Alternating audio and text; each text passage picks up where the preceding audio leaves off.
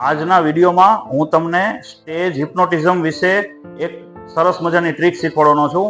આ વિડીયો ખૂબ જ ધ્યાનથી જોજો, કેમ કે આની અંદર તમને ઘણું બધું શીખવા મળશે સ્ટેજ હિપ્નોટિઝમ વિશે.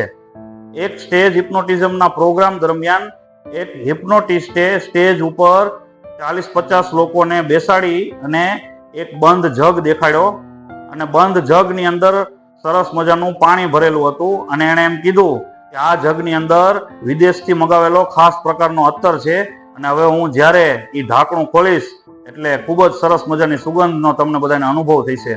એટલે એ હિપ્નોટિસ્ટે આ પ્રકારે સજેશન આપ્યું અને જ્યારે જગ ખોલ્યો એટલે એમાંથી ઘણા બધા લોકોએ હાથ ઊંચા કરીને કીધું કે અમને સુગંધનો અનુભવ થયો.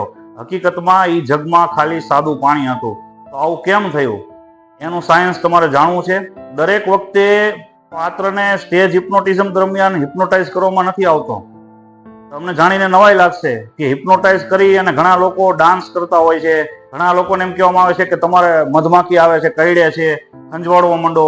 તો એ બધી વાતમાં દરેક વખતે હિપ્નોટિઝમ નથી હોતું. એની પાછળ સાયકોલોજીકલ ઇફેક્ટ હોય છે અને આ જે વાસ્તવિકતા છે એ તમને ભાગ્યે જ કોક સ્ટેજ હિપ્નોટિસ્ટનો ટ્રેનર તમને શીખવાડશે કે જે હું તમને શીખવાડવાનો છું. આની પાછળ સાયન્સ શું કામ કરે છે? એક તો પાવર ઓફ સજેશન.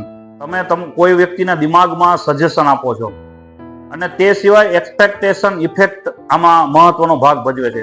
એક બંધ જગનું ઢાંકણું એની અંદર અત્તર ભરેલું છે અને જ્યારે ઢાંકણું ખુલશે ત્યારે ખૂબ જ સુગંધ આવશે.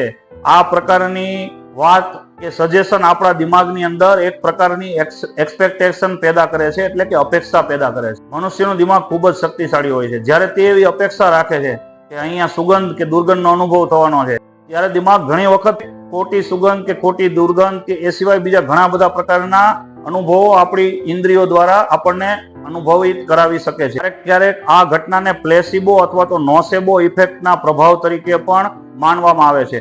નોસેબો ઇફેક્ટ શું? ઘણા લોકો એવું વિચારે છે કે મને હવે મારું શરીર બીમાર પડવાની તૈયારી છે, મારા શરીરમાં કંઈક તાવ આવવાની તૈયારી છે. તો વાસ્તવમાં કંઈ ન હોય, પણ છતાં પણ ઘણા લોકોનું દિમાગ છે ને એ શરીરની અંદર કોઈક ને કોઈક બીમારીના લક્ષણો ઉત્પન્ન કરે છે કે જે વાસ્તવમાં નથી હોતા. તો આને નોસેબો ઇફેક્ટ કહેવામાં આવે છે. તો આ પ્રકારે ઘણી બધી સાયકોલોજી કામ કરતી હોય છે કે જેની અંદર વાસ્તવમાં કોઈને પણ હિપ્નોટાઇઝ કરવામાં નથી આવતા અને સાયકોલોજીકલ પ્રભાવોને લીધે એ વ્યક્તિ આ પ્રકારનું વર્તન કરે છે કે જેને આપણે હિપ્નોટિઝમનું એક્ટ માની લઈએ છીએ. ઘણા બધામાં હિપ્નોટિઝમ કરવામાં આવે છે, તે પ્રભાવો પણ અલગ હોય છે. ત્યારે ઘણા બધા પ્રક્રિયાઓ એવી હોય છે કે જેની અંદર સાયકોલોજીકલ ઇફેક્ટ દ્વારા આ બધું કરવામાં આવતું